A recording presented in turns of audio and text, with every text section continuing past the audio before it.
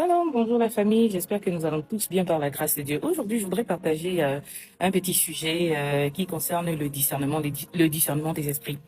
Quand nous lisons la parole de Dieu dans Actes des Apôtres, chapitre 16, à partir du verset 18, c'est l'histoire de la femme qui était animée de l'esprit de Python, ou encore un esprit de divination.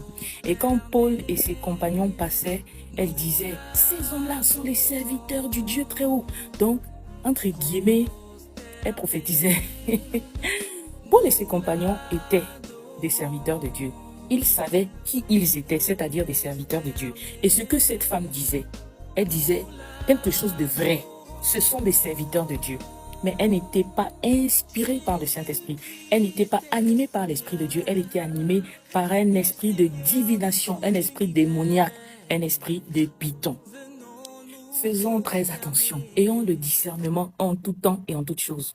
En ces temps de la fin, en ce siècle présent, en ces derniers temps où nous sommes fatigués de voir des dérives, des dérapages partout et autour de nous, celui qui n'a pas le discernement, ça va être très compliqué pour lui d'aller de l'avant et de ne pas se faire avoir surtout.